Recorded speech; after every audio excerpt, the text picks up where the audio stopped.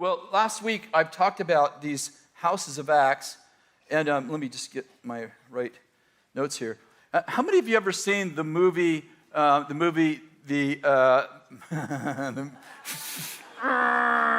Incredibles? How many have seen the movie The Incredibles? I've never seen it, but I heard it's awesome.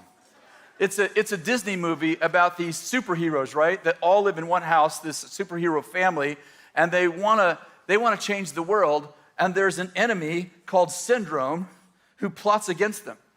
And last week I was talking about the fact that God has called us to actually have houses of Acts. And by the way, there was two houses, in the book of Acts, there was two houses where miracles, wonders, and signs happen, where angels visit them. And we were talking last week about the house of Simon, the tanner by the sea at Joppa, and also there was the house of John Mark's house, where miracles and wonders and signs happen, where angels were so common in John Mark's house that when Peter got released from prison and knocked on the door, they thought that it was Peter's angel. And so I started thinking about how many of you know that Jesus didn't say, these signs will follow the apostles who believe. These signs will follow the prophets who believe. He said, these signs will follow those who believe. And the previous verse says, it's in Mark 16, it says this, those who believe and are baptized shall be saved. The next verse, and these are the signs that follow those who believe. They'll cast out demons, they'll heal the sick, they'll pick up serpents and they shall not be harmed, they'll drink deadly things and shall not harm them.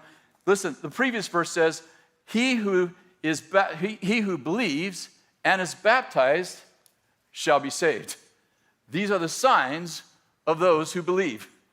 I love to be in non-charismatic circles and read that verse and say, he who believes and is baptized shall be saved. These are the signs of those who believe. And read the sign and say, is there enough evidence in heaven to convict you of being a Christian? I know there's a lot more verses than that in the Bible, but I just like to stir people up. Have you noticed? I'm sure you're surprised.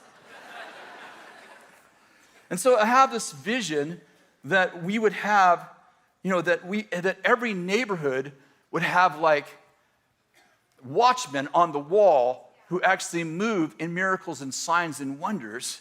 People come into your house sick, they leave healed. They come in with a destroyed marriage and they leave reconciled. They come in demonized and they leave free.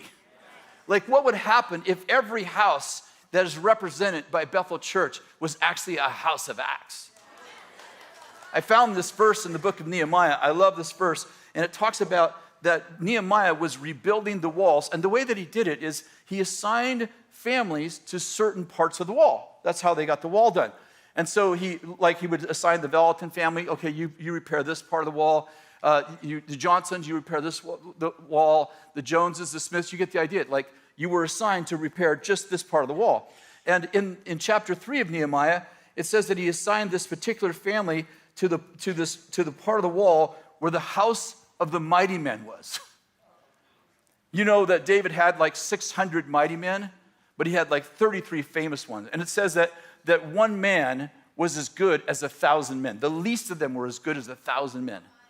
How would it be if the mighty men, 33 mighty men, all living in the neighborhood, in the house down the street from you in your neighborhood? That's neighborhood watch on steroids. And I'm thinking, what if we were the superheroes disguising ourselves as mere people?